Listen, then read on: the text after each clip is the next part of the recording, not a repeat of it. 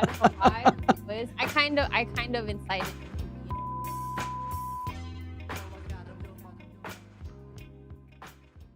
So happy that you're here. It's been a long time since we've seen each other. We did improv May of 2023.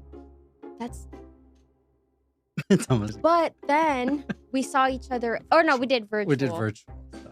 Yeah, I haven't seen you. Okay, it's been a lot longer It than has. I thought then. Yeah, How have you been? I've been great. I was doing a musical at Super Summer Theater. And so, of course, post-show blues, having spent 3 months doing it every day almost. How did you even get into the show? Great question. I was an actor in LA 20 years ago. It's the last show I did professionally.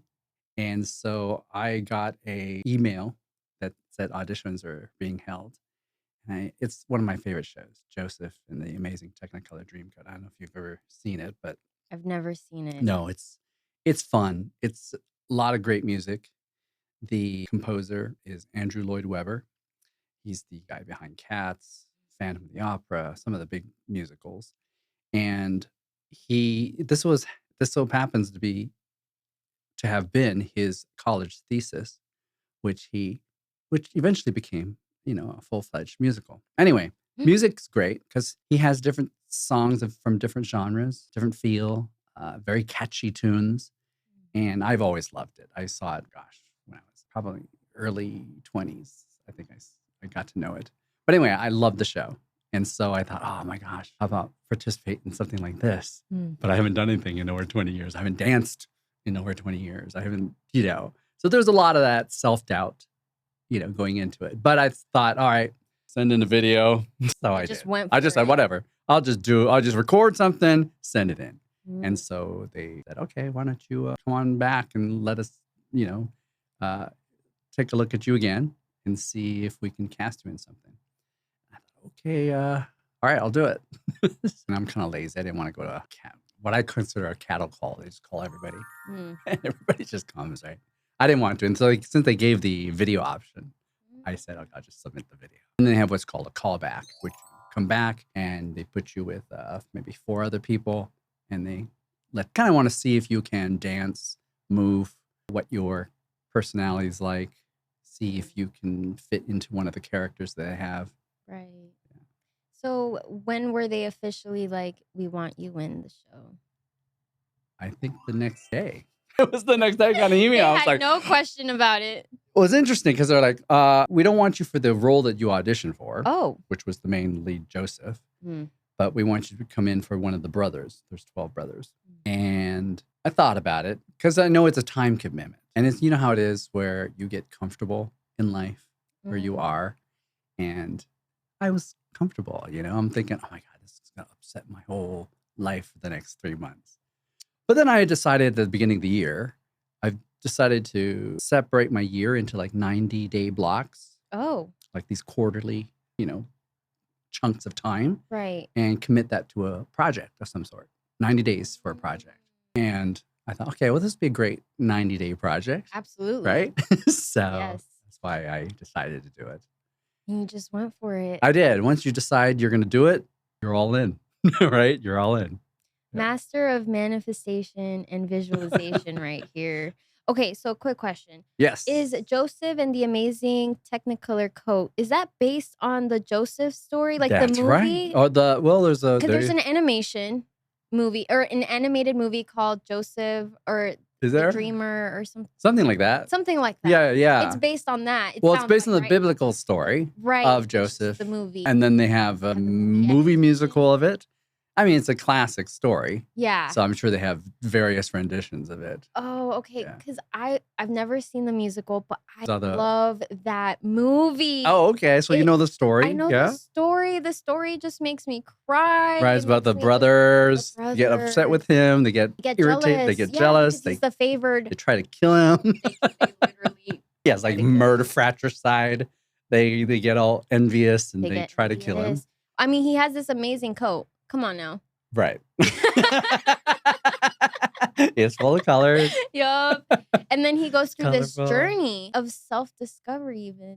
Yeah, it's a journey for everybody. Everybody's humbled to a certain degree, and they all have this arc of redemption, forgiveness, asking for forgiveness because after you try to get rid of your brother, you try to kill him, and well, they tried to, yeah, they did try to.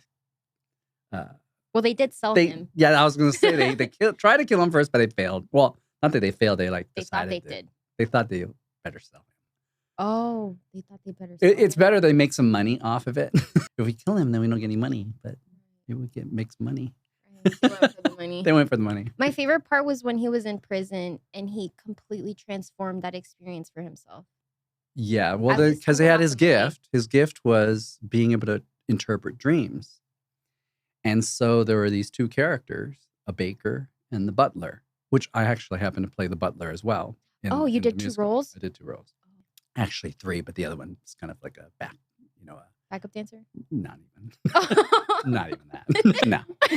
And if you see me dance, no, definitely not. What was the 3rd role? It was this like guy carrying a litter. The Potiphar's wife, she's like in this gold regalia, Egyptian regalia, and she's sitting on it. I just carry her in. Okay. Out, little So, helper guy. no dancing. Definitely not. But yeah, so the baker and the butler, they had these dreams, and they learn that Joseph can interpret them. And one of them dies, the butler, or the baker, and then the butler lives. It just so happens that the butler later saves his life because he remembers Joseph. Oh, yeah, there's this guy in the dungeon who can interpret dreams. And he's talking to the Pharaoh, and the Pharaoh said, hey, maybe, you have these terrible dreams, these nightmares. Maybe you should, Right. I know this guy. And that's I know this guy. And that's when they go fetch him. Yeah, they go fetch him. They get him out. Right. And he starts serving the Pharaoh. There you go. Exactly. Ends up saving Egypt from a huge famine. And then, of course, because there is a famine, Joseph's family back in Canaan suffering. They're starving and they're sick. And so they decide, oh, maybe we should go to Egypt to get some food. Right. And so they go to Pharaoh and they ask him, please, please, please give us food. Yeah. And before you know it, Joseph's like, hey, I know you guys. You're my family. So he's like, I'm going to play a trick on you to see if you are legit. I guess, how are you now as people? Oh, yeah. Because they didn't recognize him. They didn't recognize him. And he frames them, the youngest son, Benjamin. It puts the cup inside his bag. Oh, that's right. Right. Yeah. And then the whole family, the brothers, show that they are no longer selfish, basically, and that they would protect their younger brother. Yeah. As opposed to how they were at the beginning of the musical, where they were, or the story, where they would be willing to kill a brother. Yeah, they were so bitter in the beginning. In this case, the brothers that by this point, this had been, I think, over another decade or so over time. And so they've changed. I mean, their hearts have changed. They're now much more humbled by their starvation, their situation in life. Yeah. In the movie that I watched, Benjamin looks almost identical to. Is this a live action movie? No, it's animated. It's animated. It's like a DreamWorks film. It's really good as an animation. Yeah. I'm trying to remember. Are there famous people's voices? Wait, what? It's Joseph. Oh, here it is.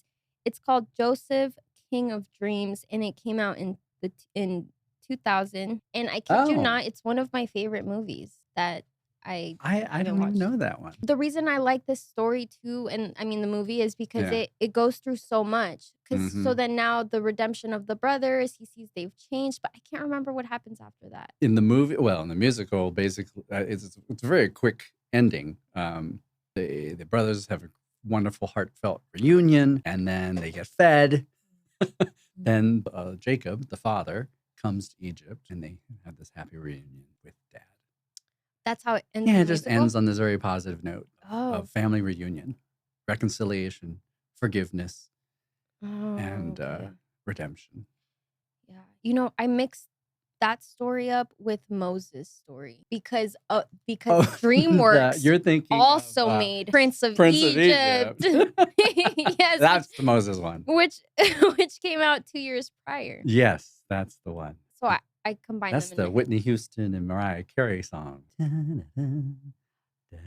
Oh, yes. I didn't know that was them. That's the Prince of Egypt. I love these movies. They're so good. That one's good. Yeah. I remember that one. That was before? That was before. It was 2 years prior. Before. I want to go watch these now. Right? Yeah. I mean, those themes. Now that you mentioned that dreamer one, I'm like, oh, I gotta go find that one. Yeah, let me know if you watch it. Okay, I'll definitely watch it. Okay. I'm gonna look it up because I didn't know anything about it. That's crazy. You didn't know about Yeah. it. Now I'm thinking about these themes. They just have really good themes. Yes. And okay, this brings me to another thing. So I was reading some of the things you sent to me, And when I first met you, okay, because we met in improv, right? I knew you were good at like acting and performing already off the bat. I didn't know you had all these years of experience under your belt too. I got to learn that with time. But which you're a great improviser, by the way. I appreciate that. I had so much fun in class with you. We did too. have fun. I came to find out you were you've been certified in hypnosis, and you're a coach as well. Mm-hmm. Can you tell us, me and the audience, a little bit about that? Me breaking the fourth wall. Yeah, well, how I got started was back in 2013. Of course, for myself, I've always been one asking about why human beings do what they do. It was more of kind of inquiry into my own behavior and my own angst. For a long time, I had the question of, why do I feel the way I feel? Why do I feel so broken? Actually, that's kind of the word. Why do I feel broken? And after decades of this kind of learning and exploring, I've come to the realization finally, oh, I'm not broken. Everything's actually working just fine. I'm like, oh, which is actually a weird thought to think about. Because for so long, I thought I was broken. Something was wrong with me.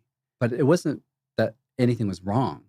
It was that I'm thinking about certain things with the wrong lens.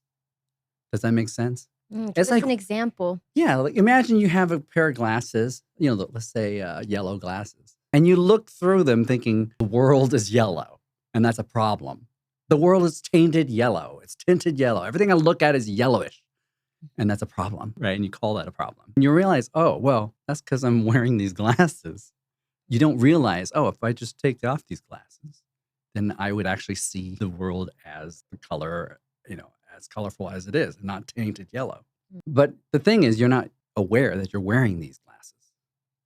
In other words, that those glasses kind of represent your way of seeing the world.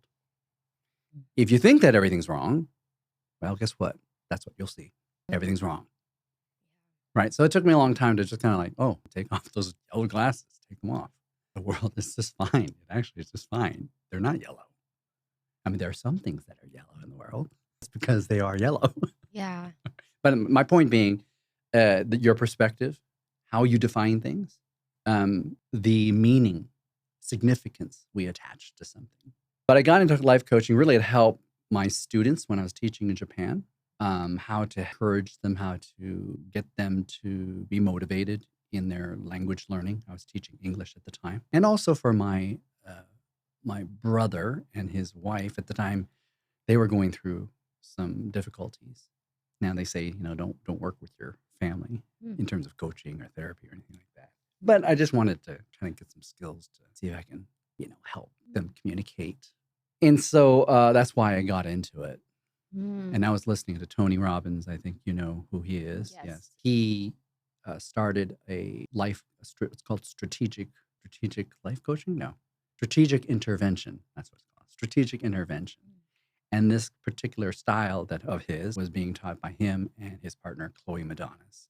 And so I took a certification course through them, which was really great. It taught me a lot of different skills, taught me a lot about myself. You kind of have to work through your own stuff as you're learning and wanting to help other people.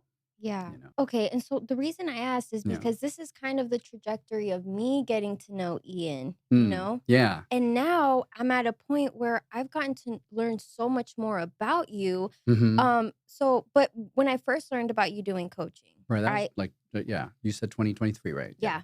Fall of 2023. We were in improv. We were in improv early that spring, and then later in the fall, because you had mentioned it. And then I'm like thinking about it. And then I asked you for more information. We had a consultation 15-minute call. Right. And on this call, I told you, because I started the call telling you all of these things I didn't want, all of these things I was unhappy with. And then you're like, okay, I didn't ask you that. You're like, I asked you, what do you want out of life, not what you don't want. And I was like, oh, wait a minute. That's weird. I answered this question wrong. And then it just like did something for me, Ian. Yeah. It literally did something, because then it was the first time that I really, in a while, that I had said, okay, this is what I want. You know, and like you mentioned earlier, being comfortable. Yeah. Sometimes you need to pivot in life to make changes to get to the next step in your life, you know? Yeah. Anyway, then I remember telling you, like, you know what? I really want to do a podcast. And what you had said to me, I can't remember verbatim, but I just remember after that 15-minute consultation, I just had this reignited spark within me. And that's when I knew, like, you know what? I do want to work with Ian. I do want to invest in some coaching with Ian. And I think this is the right time to do it. So then you sent me this contract. It was all official. I was all reading the fine print. Just to be clear. Right? Just to make sure everything is in alignment. No, but I loved the contract. I loved the officialness of it, because it was like, okay, no, he's taking me seriously, and I also need to take him seriously as well. That's very good. So when someone shares their energy with you, it's about reciprocity and like respecting each other. And I feel like I really learned that during those, I believe it was 4 sessions. And something that was really cool that you taught me, I mean, I learned a lot. And I'm not going to sit here and talk about all of it, but I do want to highlight a couple of things. Sure. So one of the most impressionable moments was when you had me do visualization with a song. And so it made me realize, like, all of the times that I've been motivated by music, and how music can spark ideas, emotions, memories, and depending on how you want to feel or how you want to act, you can utilize music as a tool to get you in a mental space that you want to be in. Oh, and the hypnosis part, that was cool for me. Also, I think I mentioned this to you last week that I really liked some of the life tips you gave me. They seem small, they seem minute, but they actually make a huge difference. And I'll list out a couple. One, you told me about the value cards. So getting to see, and I never bought the ones you suggested, although I should, now that I think about it. I'm going to do that after this. The point of that was seeing what kind of, identifying what values you want to embody. Right. So when you have the language for the values that you want to integrate into your life, then you actually start to do them, like kindness, gratitude, et cetera, et cetera. Right. The other thing was including or incorporating movement in your daily life. Like, I think you laughed a little bit at this when I mentioned that you had suggested doing yoga like in the shower. Right. Well, one, I forgot I told you that. You're like, what? That wasn't part of the coaching. But then I'm like, oh yeah, I probably did tell her that because I do that. No, but it's so funny because sometimes, like, you'll get stuck thinking, I can't do something. I don't have time to do yoga or whatever, if you like doing yoga. But this could apply to anything. And so I just do that too. I just, my roommate's talking to me, I'll just be doing yoga as she's talking to me. Right. Might as well. Might as well. And then the third thing was you mentioned you mentioned visualizing yourself as an older person and seeing yourself as an older person. And you know Jean Munson. Yes. Our wonderful mutual friend. Yes. Who was a ball of energy and joy. Yes, facts. I could go on about her. Right. Love her.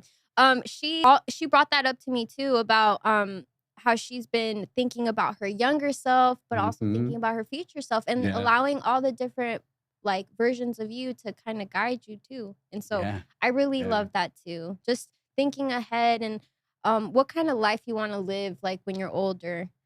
So those were some of the just a few that I can mention right now of the wisdom gems that I got from you. So it was a really great experience. Well, let me say thank you for sharing all that. Number one, I often don't, I mean, unless I explicitly ask someone, what did you take from the session?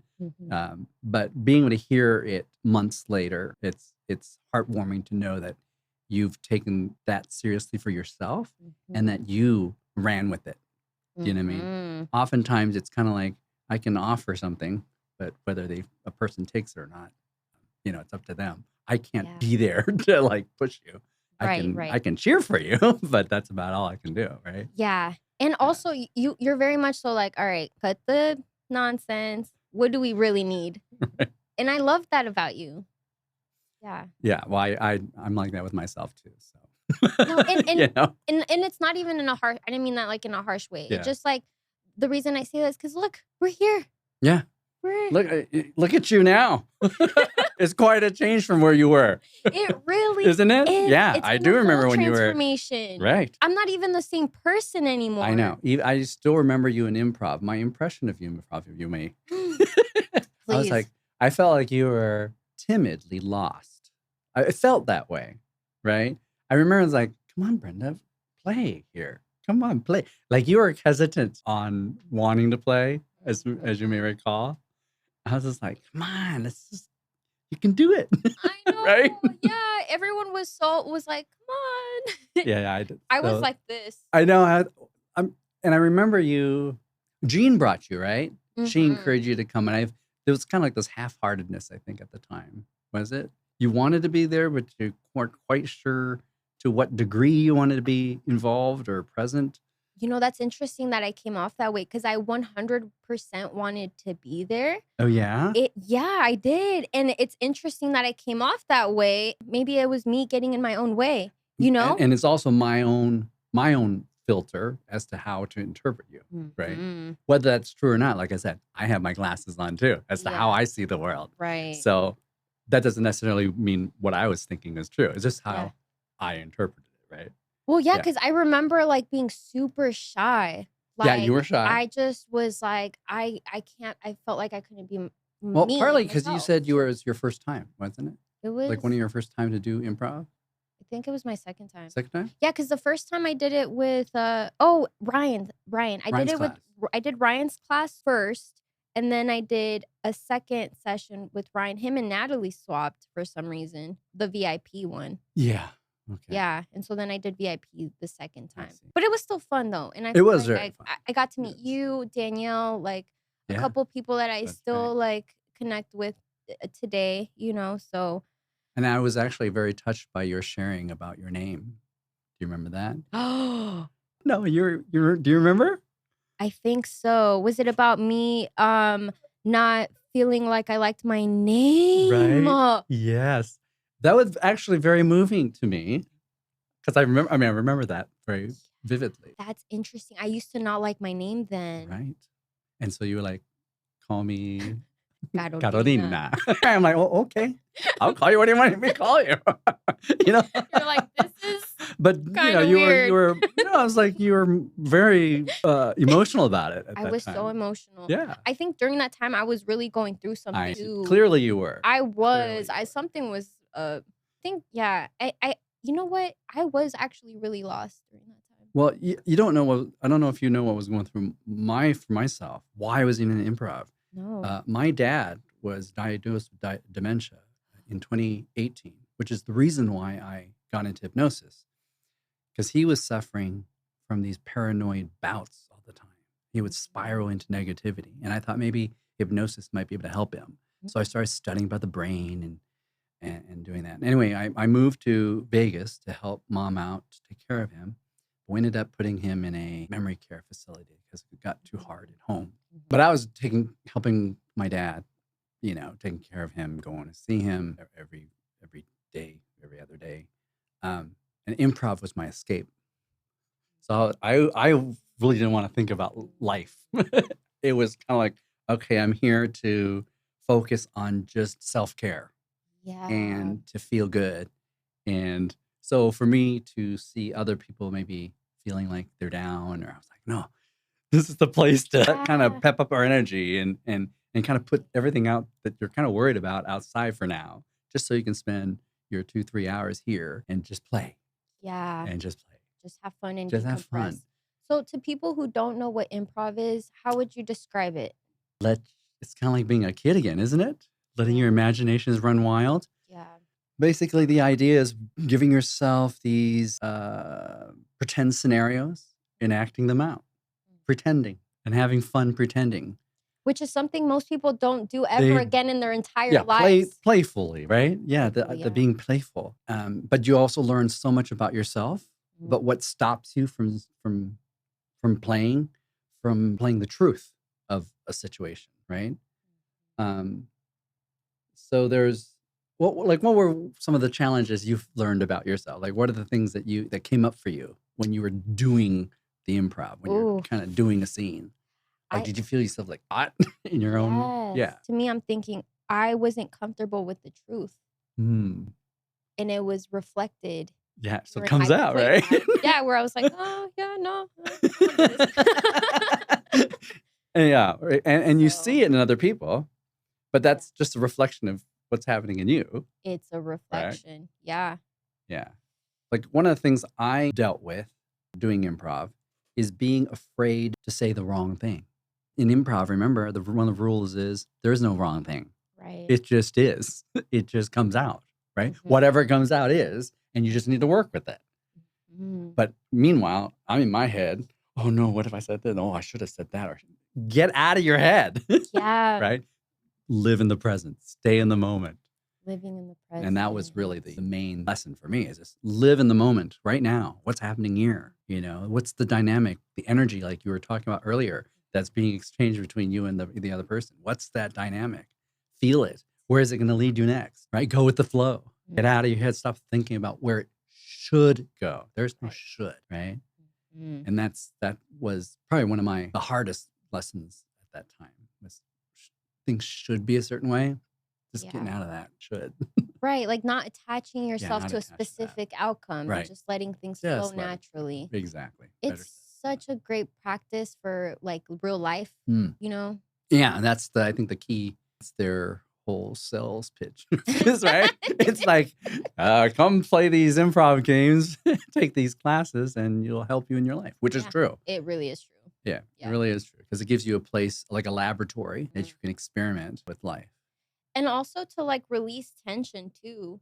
Like sometimes when I'm like all stiff and whatnot, it's because I've been stuck in like a phase too long. Like or a mood, you know? Right. You gotta like chop it up and break it up and like be like You're so used to again. Putting on a mask in public, right? I'm so sick of the masks. Right. So it's kind of like, take off that mask, have some fun. Yeah, I be having that corporate mask on. Oh, get that off. Yes. No, it's not even a good one. Hey, you can always change it up, and that's the whole point of improv, right? Yes, you can always change it up. Okay, so wait, I just want to read some of your accolades here. I'm gonna say they're accolades. There's things that I have done. Oh, how would you define accolades? I don't know what you're gonna. What are you looking at? Like, what are you referencing? Hold on a second. It's not like I won an Academy Award or something. That's an accolade. Let's see. Accolades refers to awards, honors, or expressions of praise or admiration. Okay, I guess you're right. It sounded cool. It sounded fancy. Ian's accolades.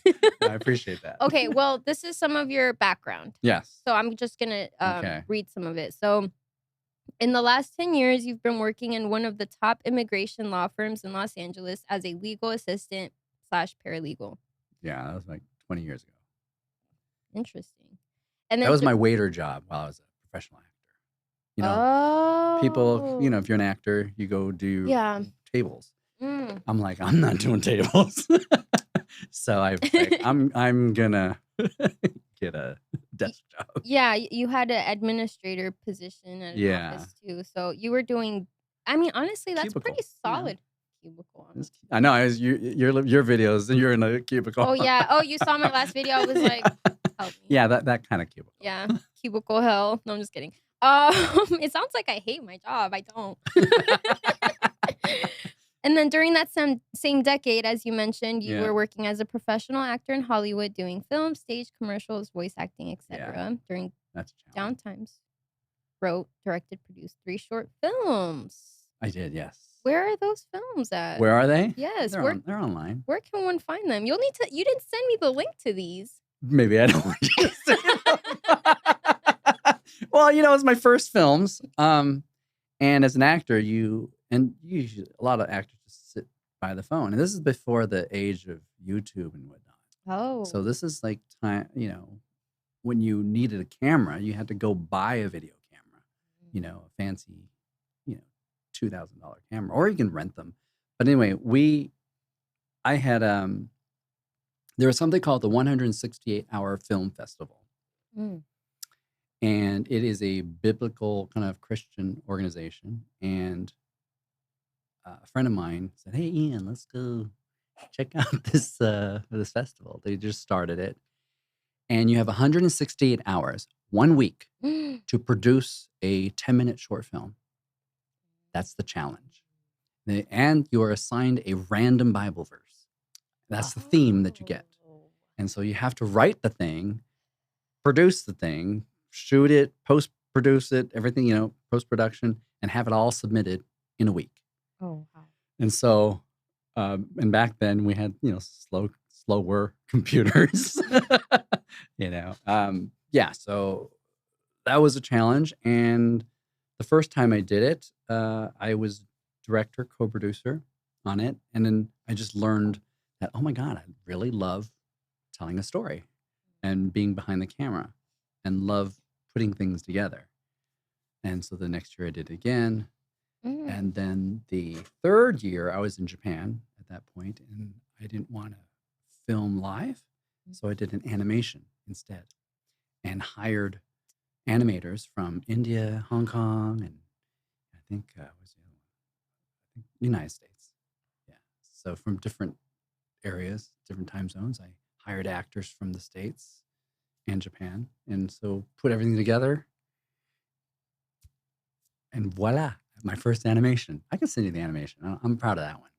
But finding the perfect actor is kind of hard, I ended up not able to find actors for maybe 2 of the roles, so I did it myself.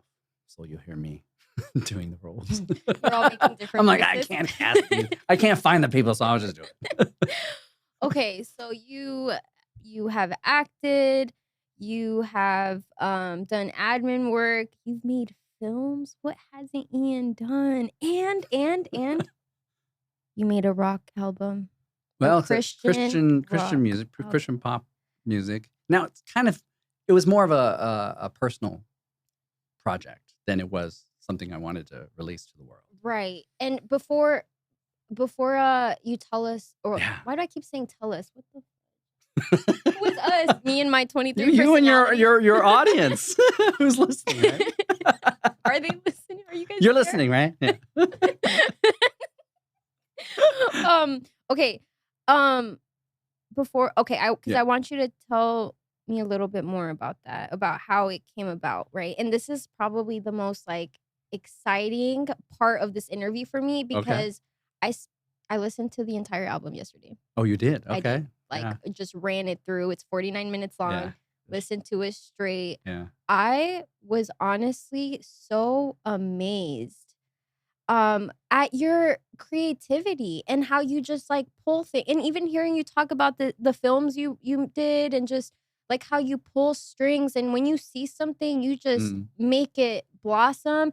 And I was hoping to see if Alex can pull up the album on Spotify really quick, and if you look, there's some headphones right here. Okay, now you're making me nervous. So we can listen, and I'm gonna pull up like I said, personal project. that the world is now gonna know. No, I mean, it's available publicly, but I don't advertise it. So if you could just look up Ian Shen, Alex, please. And the album is called Where the Road Divides, and it was released on June 24th, 1999, which in 3 days would be 26 years. Wow, I need to have a anniversary party, right? Where we just play it back to back to back all night and day. Jeez, you need to sign it. I don't know my password. I also don't know my password. Well, back in the day, we remembered phone numbers, right? There's so many passwords nowadays. I gave you a website. link. Yeah. Okay. I forget what it was, though. I have it. Yeah. Oh, there you are. Okay, so this one is the very first track off of the album. Yeah.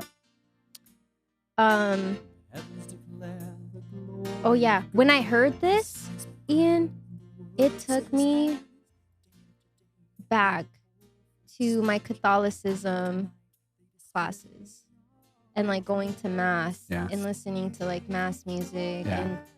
And so when I first started playing this yesterday, I was like, he really made a Christian album. Like I was literally shocked. And just the production is really well done. And you can really hear that you really are putting your heart and soul into the songs, into the music, and sharing your devotion and your faith. Mm.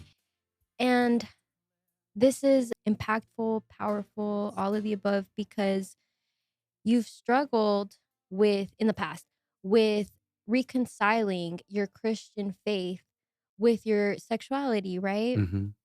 So I would love if you could please talk a little bit about that, because I think that's so amazing Mm. that you were able to marry those two things. Because oftentimes, people in the Christian faith, they don't welcome people who are outside of the heteronormative, Right. like conservative, traditional, like appearances or looks or whatever. Right. So having to deal with that, I bet it was really hard for you. Yeah, let's use this song as an entry point, shall we? Yes. This particular song was written in my senior year of college. I was very depressed that day.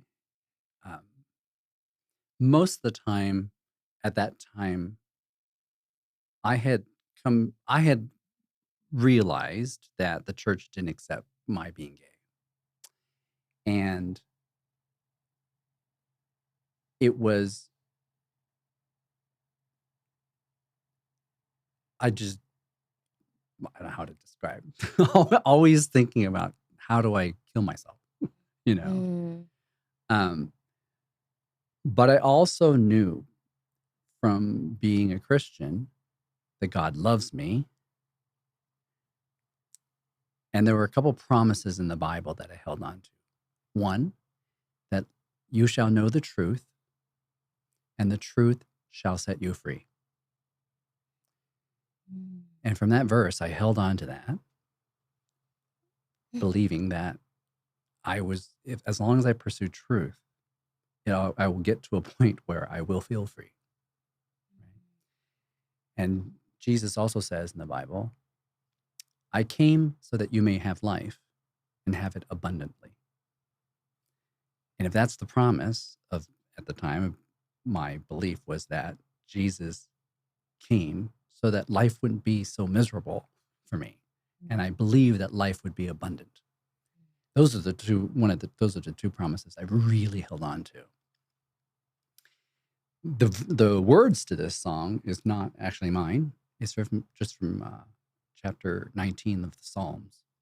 I used to carry a little pocket Bible, New Testament and Psalms, in my back pocket. Just once in a while, I just pull out and read it. And that night, I was so depressed. I was walking around campus, not knowing where to go.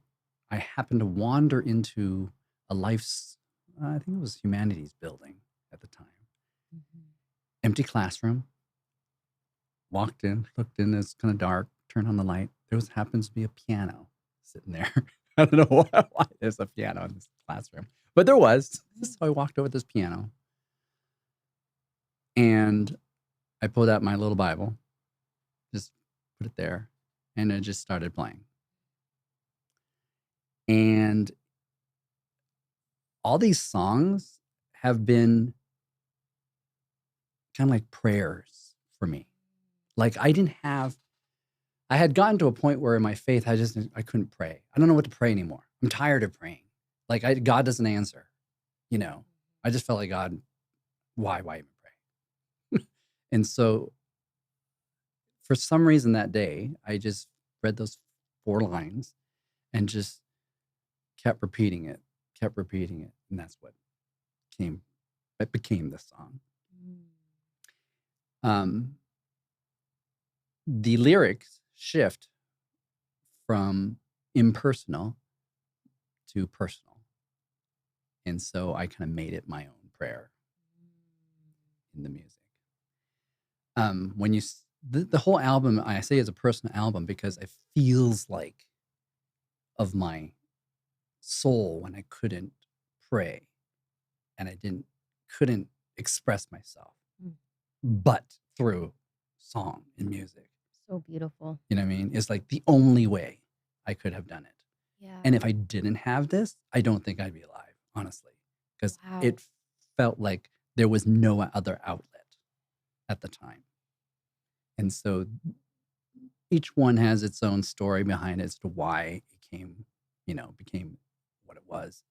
But that particular one, why it's the first song on this album, is because of my orientation toward God. I've shifted a lot in terms of how I think about God now, but I'm still very reverent that there is some divine consciousness, universe, cosmos, what word you want to use, but there's something out there that is love, that is beautiful. I agree. And I do think there are different iterations of it around the world, different cultures, different people who format it differently. You know what I mean? But I love how like you took your pain and what you were going through and you expressed it in a way where you could share feeling and your prayers, basically, like you said. Yeah. Like, what an exceptional way to pray. Yeah, and I think even the Psalms itself, the book of Psalms was music. They were lyrics to music. I didn't know that. Yeah. So no wonder they rhyme, right? Don't they rhyme? They made, no, I don't think they rhyme because they're English translation of Hebrew. Maybe in Hebrew there is some cadence, some rhythm to it. But in English, it might be difficult to rhyme. From what I remember, they look like stanzas. Yeah, it's like poetry. Bars. It's almost like poetry. Lyrics. Okay, God. Yeah. Go off then with the Psalms, them fire bars. So Psalms itself, the word Psalms means song. It does? Yeah. Wow. So they're just lyrics of songs that never really had music from my understanding, that we know of. That we know of. Yeah. Maybe in Jewish culture or, ancient Hebrews, they had music with it. Anyway, so I decided to put it to music. Oh, it's this one. Psalm 23:4. Even though I walk through the valley of the shadow of death, I will fear no evil, for you are with me. My dad loved that. I love that one. That's my favorite one. Like, that's the one Psalms that's in my head. That sticks in my head too. Okay, back to your album. Yes. So then when I got to Always One, God Already There. Yeah. And then finally to Where the Road Divides, I was like, he did that. So can you talk to me a little bit about Where the Road Divides? That's the title of the album too. Oh, you're going to make me cry going back to those memories. At the time, I felt the choice was, well, Where the Road Divides, of course, is the imagery of you walking down the road and you reach a fork in the road and it splits off into two directions and you have to make a choice. I had come home one summer after college. I believe it might have been my junior or my senior year in college. I think I just about to graduate, or I had graduated. I came home and I had no clue what I was going to do after, because I went and got a biology degree, bachelor's of science in biomedical sciences.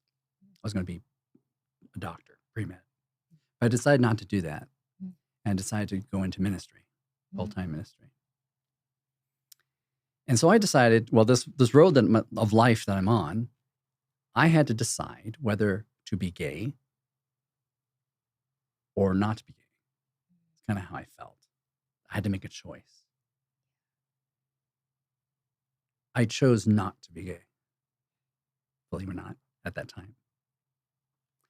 And this was my declaration that I was going to not be gay. And in my mind, that meant that's the Christian route. That in order to be a Christian, you had to be not gay. And so the song talks about how one road is narrow and that that's a hard way, but it's the right way, the godly way. The Bible talks about that as well. And the broad road is easy and it's the way of sin. Right. And so this was kind of a personal declaration and a promise to God that I will choose his way, even though it's hard. And I thought that meant denying myself. Hence my choice, thinking that I was. Anyway, it turns out it's a false choice, if that makes sense. It's not really a real choice. Yeah, because going back to what you were saying about the truth will set you free, this was covering your truth. Yeah. And so, and that was a very interesting realization later, like a couple of years later, realizing, oh, that wasn't really the choice. I didn't need to deny myself in order to love God. Right? In fact, I need to embrace the truth of my complexities, my idiosyncrasies, who I am, how I feel, and be honest with the reality of who I am and not be ashamed of it and say, hey, God, you made me this way. Who am I to despise how you made me? You know? Yeah. And some would say that's even the narrow path because that's really hard to do. Yeah, it was hard. Yeah. You know what I mean? Yeah, like getting even more narrow. It's even more narrow. I thought, well, yeah, the church doesn't like it. My parents aren't going to be too excited about it. You know? Yeah. Yeah, it was just contrary to everything that I had expected life to look like. And accepting I was gay, I had to go through all kinds of, internal work at the time. There was a lot of internalized homophobia. It's weird. Yeah, I mean, it's ingrained into us. Yeah, we're taught to societal. dislike it and hate it. So then I had to work through that. Anyway, but eventually I realized that song was a false choice. But it marked a very pivotal point in my life to decide what to do. But I'm very proud of myself in that I didn't choose easy route. At each point, though, I'm still pursuing God, still pursuing truth, which has led me where I am today. So was that in line with you overcoming depression? Or was that kind of separate? Yeah, that occurred over time. The more comfortable I felt with myself, the more accepting of myself, the less I didn't want to be on the planet or didn't not want to be on the planet. Right? Yeah. But most of the time it was just depression of just that, what's called cognitive dissonance. You have the two ideas that's constantly going at war in you. Right. Cognitive dissonance being when you have a certain belief. Yeah. And so then you try to. Like, God loves you. God's thinks you're an abomination. You're going to hell. Oh, How can you keep the two together? Oh, that's I'm rough. gay. God loves me. I'm not, Yeah. Yeah, that was always at war. And I didn't feel the desire to love and be loved seemed like a very beautiful thing. Why is this evil? Why is what I feel so bad? I couldn't make sense of that. And that tension, that angst, that builds over time. Right. You don't want to wake up every day thinking, oh, here I go again. And that's why youth, LGBTQ youth have the highest rates of suicide. They're just trying to make sense of their world and who they are. Yeah. And that suppression, that picks up energy can really literally either make you want to kill yourself or slowly deteriorate yourself. Right. Or deteriorate you. Yeah. I guess we don't need this. Yeah, Fortunately, I had people who came into my life who communicated there's different possibilities. You didn't have to be one way. So eventually I came to a point where I was like, okay, all right, let's say God. What if I were, for all these years up to this point in life, last 20 years, I've been following this track, but it's caused me misery. What if I was to celebrate what you've created? What if I was to celebrate how I feel? What would that be like? And that was a shift. A turning point. It was that what if question. What if? Maybe what if I've been thinking the wrong way? Maybe I take this route instead. The yellow glasses. Yeah. What if I take them off? What would that be like? Yeah. And I'm like, oh. And I felt much lighter, right? But even that took time. I was just about to say, that must have been a gradual It's kind of like, let me put that back on. Because it's familiar. Yeah. There are things you're familiar with, people you're familiar with. You talk a certain way, Yeah.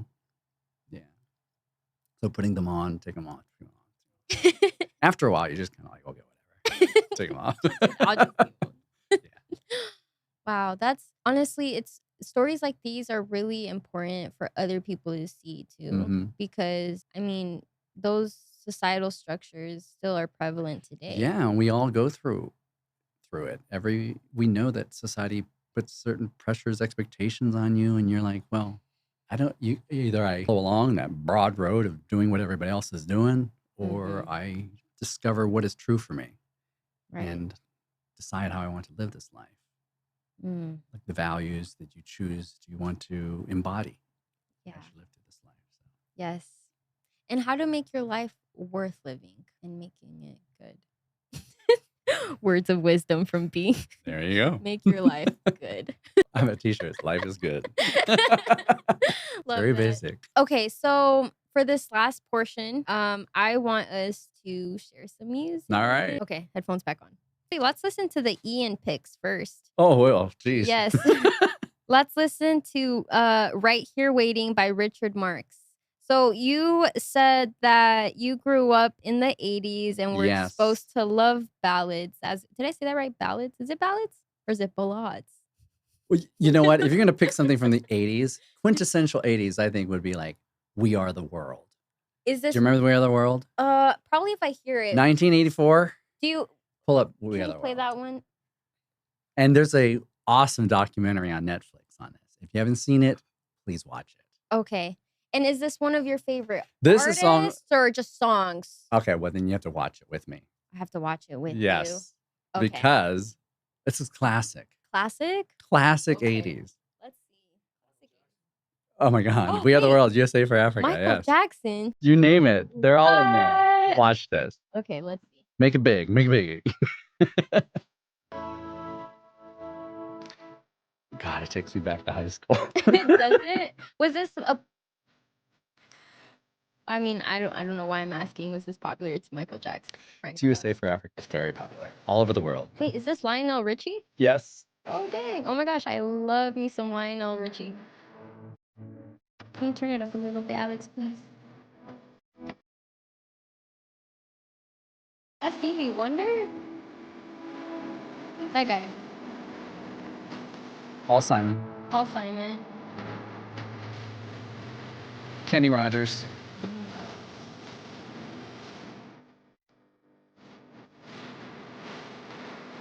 Ooh, I like his voice.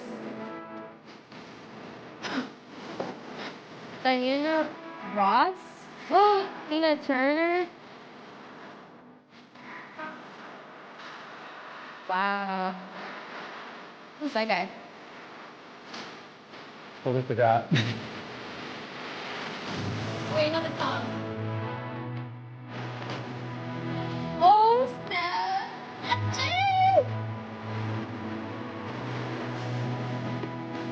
Oh, I'm dead.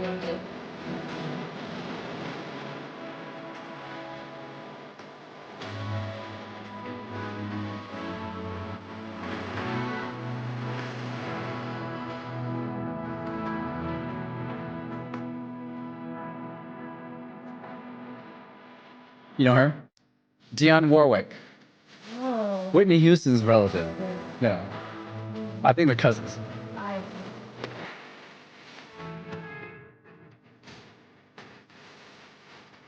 Willie Nelson. Willie Nelson. I know he thinks. What's he? Oh. He looks familiar. Oh, who's that guy? Bruce Springsteen. Oh my gosh, I like him. I actually like him. Goodbye today. If you know the lyrics, if I knew the lyrics, I'd be singing along. I got the guy from Journey. Is he? He may have been. Huey Lewis?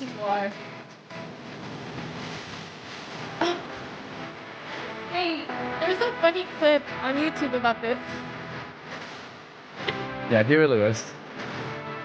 Wait, I think so. You seen this? There's a meme? There's a meme about this.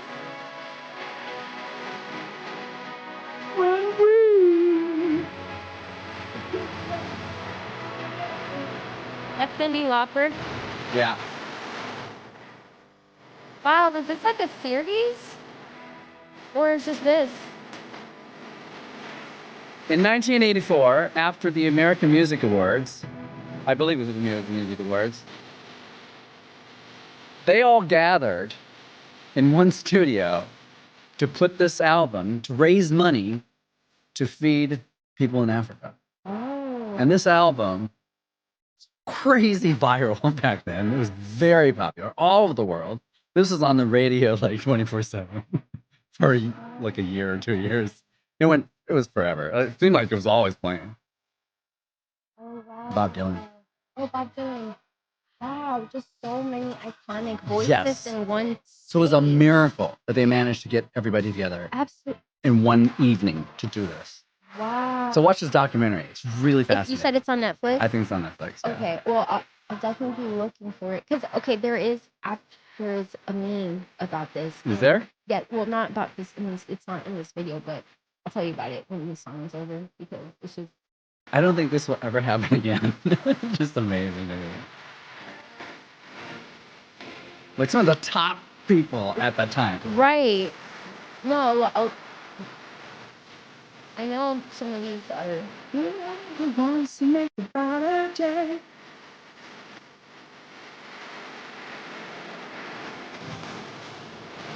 Oh, wait, stop. Ray Charles? Ray Charles? Oh my God.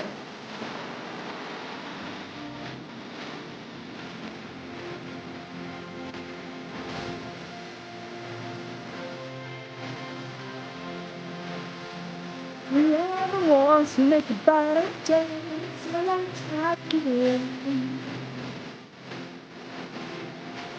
Oh, I love this.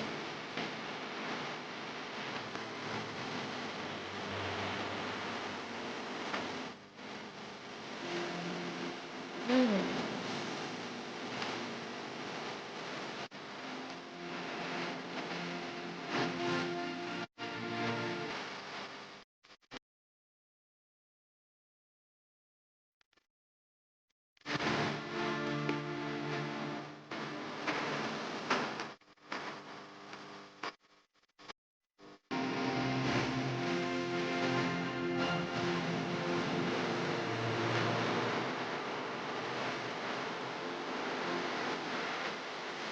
That's mid though. That's Dan Aykroyd. Oh, have you noticed? Yeah, Kenny Loggins. I don't know who that is. Who's that? I don't know. So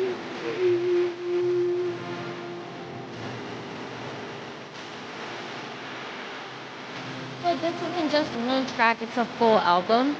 It's just one song. Oh, it's just the one song? It's just the one song. Oh, okay. So the meme is Michael Jackson singing his part. Yeah. And then the other two women, I think it was two women, are I wonder if we can find it on YouTube. Do you know what meme I'm talking about? Anyway, and then MJ is just like side-eyeing them because they're not hitting the notes right. There seems no hope at all. But if you just believe, Bruh. there's nowhere we can fall.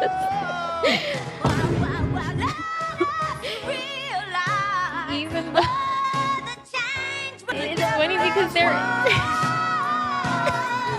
Is that the one? it's just fun. Wait, you gotta play it again, Alex. It's just funny because they actually sound good, but it's just his face, his deadpan face. He's like right here, But like. if you just believe, Bruh. there's nowhere we can fall. Thanks, Alex. I love how you knew. I knew exactly what you meant. You see, the whole time he's looking at him going, I had never noticed. Oh my god, that is. And I've seen this video many times. You caught that though? That's too funny. He said. So in the documentary, they talk about why Prince doesn't show up. Oh, so there's some tea were there. asked. That's why They it were said, asked- damn, they had Prince some was right. issues between Michael and Prince. I think they didn't want to be in the same room or something. Oh, I didn't know that. Not two of the greats. Yeah, they're we're talking about a bunch of divas here. Yeah. Pop music divas at the time, all in one room. I Just amazing.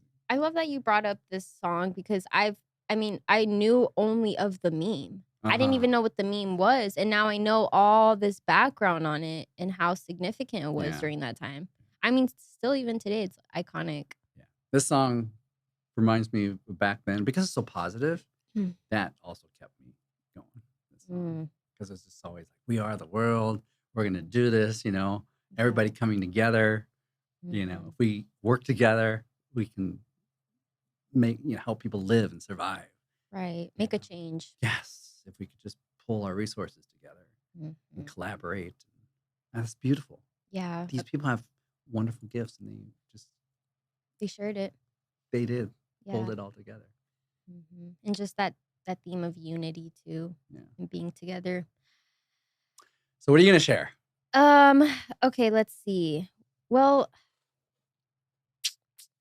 I like that you included George Michael's. I was gonna have us listen to Father Figure, but I like that one too. yeah, I like that one too. But what I actually wanted to show you though was song by Blood Orange off of his Freetown Sound album that was released in June 28th of 2016, and the song is called Desiree.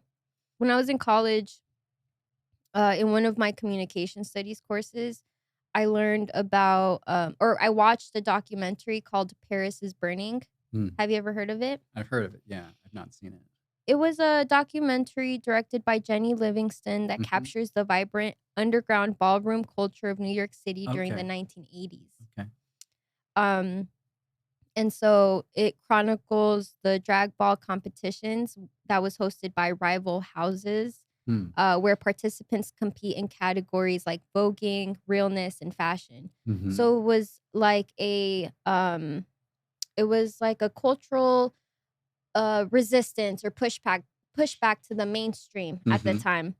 And so a lot of the ball culture was later pushed outside of the bounds of the competitions, and things like shade and reading and realness, like now common cultural terms came out of it. So it got critical recognition. It won the Grand Jury Prize at the 1991 Sundance Film Festival, the documentary. And so this song, it was interesting because it actually shows, it has clips of one of the interviewees from that documentary. Waiting for the working girls to get there. And what is it those girls are doing?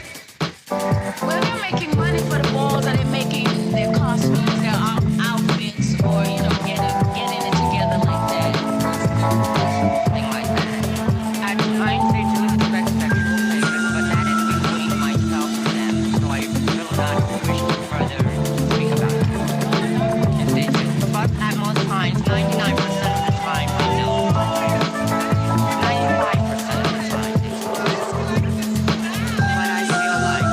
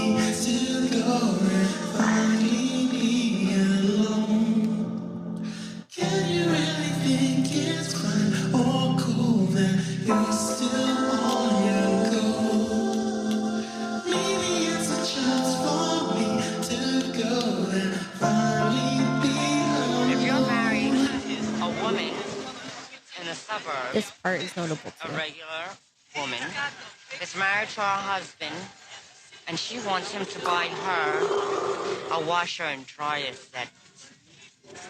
In order for him to buy that, I'm sure she'd have to go to bed with him anyway to give him what he wants, for her to get what she wants. So, in the long run, it all ends up the same way. So the artist who made this song in this album, his name is Devonte Hines, and he's Mhm. known professionally as Blood Orange. He's London-born, Brooklyn-based musician whose genre-blending artistry spans indie rock, R&B, funk, jazz, and electronica. As Blood Orange, he's released 5 acclaimed studio albums, which this is one of them included. His music is emotional, atmospheric, and deeply personal, shaped by his experiences as a queer Black man and artist who shifts fluidly across genres and mediums. And so I found it very, very interesting that he included this voice clip of a trans woman from the documentary. Yeah. And it shows how a fearless, intimate window into marginalized lives can still showcase creativity, kinship, and defiance that flourishes under social pressure. Yeah. So even when you have people shaming you for who you are, telling you that you don't belong, this group of people took their creativity, took artistry to make song and dance and fashion. And it kind of reminds me a little bit of what you've done, you know. It's like alchemizing your pain and turning it into, and using your creativity and turning it into something grand. Yeah, even in our kind of tumultuous times nowadays, you know, being able to use art to communicate ideas and feelings and emotions that you feel is it's a wonderful opportunity to do that using that kind of medium. Yeah, and that's why when you make creative things, it gives other people the language to also use the prayers you created, or to like have those things resonate with them. Actually, I do have a question. Yes. How did you get introduced to Blood Orange? Oh, I love the question. Thank you for asking. I started listening to him in 2018. I think this was one of the first songs that I heard from him, actually. And the reason why I started digging deeper into his discography was because I recognized the clip. And at first I didn't remember where it was from, but I just knew, like, I've heard this voice before. This sounds so familiar. And then I just started listening to all his other music, and he just has amazing albums. So yeah, and him and like other artists, I've always been into queer artists because they push back against like the mainstream, you know? So and then when I met Jean in 2019 in New Leadership, we had a project to do that entire week as a, like, within our groups, and we had a video project to do, a presentation basically. And so I took it upon myself to edit and curate the clips and like make the video. And so I used his music for the video. I see. Yeah, one of his songs, it was all like, it had like a saxophone in it, and then like we're watching it and someone in the back was like, "Ooh, this song is sexy." And I was like, that wasn't the vibe, but I guess. Everybody has their own interpretation, right? Yeah, I was like, I guess. Just because it had a saxophone in it. Man. Yeah. Well, I wonder if can we play one last video? Can I please share the saxophone song? Now that I mentioned it. It's called Charcoal Baby. You asked me what family is, and I think of family as community. I think of the spaces where you don't have to shrink yourself, where you don't have to pretend or to perform. You can fully show up and be vulnerable and in silence, completely empty, and that's completely enough. You show up as you are, without judgment, without ridicule, without fear or violence or policing or containment, and you can be there and you're filled all the way up. So we get to choose our families. We are not limited by biology. We get to make ourselves, and we get to make our families.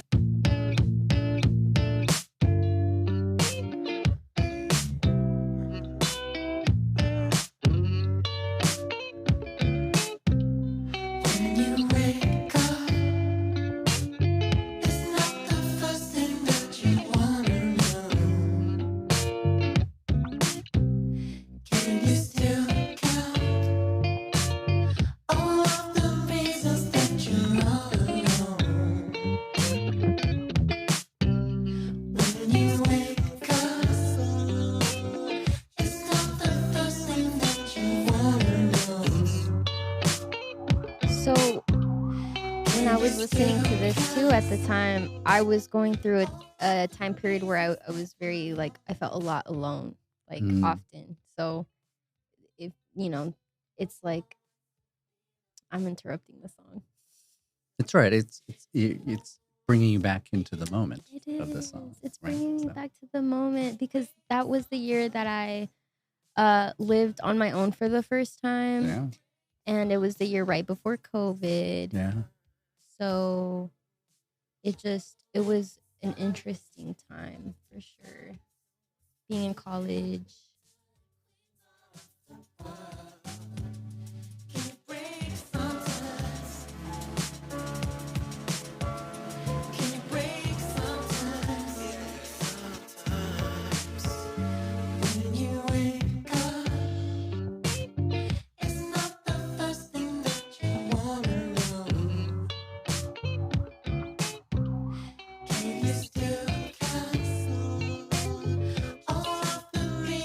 And I really like the visuals of this video too. They're interesting.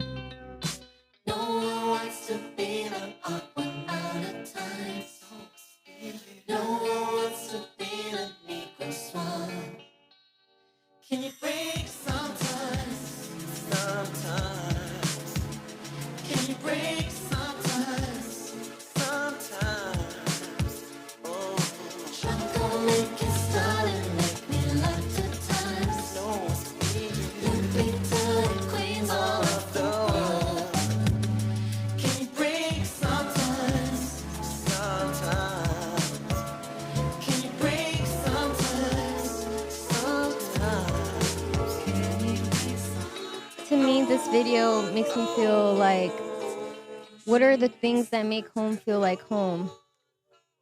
Like food, community, gatherings. And also everyone has amazing fashion sense in this video. That's great. Thanks, Alex. What'd you think? I love it. I love that. It actually made me think about how being gay in the African American community is much different than my experience as an Asian American, and that even in these subcultures, being different in that subculture has its own set of challenges. And I imagine what, this artist must have had to go through in his own coming to accept who he is for himself, to become the artist that he is. I love that, and seeing some of the imagery. And I know that everything's, as a filmmaker, nothing is by accident. Whatever's on that screen is because somebody thought it through and made some choices. And so he's saying something. So I'm just like watching it and seeing, what did he put there in that image? What is he saying by juxtaposing the very, very white young girl, the poofy hair, with the very dark skinned friend of hers, there in that image, side by side. And then with the split screen. And then I think it was an older woman. Oh yeah. Yeah. Like what's the conversation there? What's the sentence that he's trying to say? Does that make sense? Yeah. Yeah. So I felt like there's so much and felt a little overwhelmed. I'm like, what is he trying to say here? And now it's changing. Now I'm not quite sure. Yeah, there's a lot to decode there, for sure. So it's very rich in messaging. It is. Thank you for letting me share that with you. Yeah, thank you so much for introducing me to him. Yeah. How to use the right pronoun. Nowadays, I'm not quite Yeah, sure. no, I'm sure he's him. Yeah. Yeah, I'm pretty sure. Yeah. So Ian, thank you so much for being here today. You've been a wonderful guest. Well, thank you for having me. I appreciate it. And just being able to banter and, share. It's beautiful. Thank you, Brenda. Yeah, it's been great talking to you and great to see you too. And I hope we stay connected. You're going to do improv again? Well, now I have to. There's some new stuff coming up, I think. Okay, well, I'll be on the lookout. I'll fit into my quarter goal. Well, there you go. 90 days. Yep, 90 days. But yeah, thank you again, Ian, for being here. I want us to take a photo like before you leave, yeah. because we have to, anchor this episode.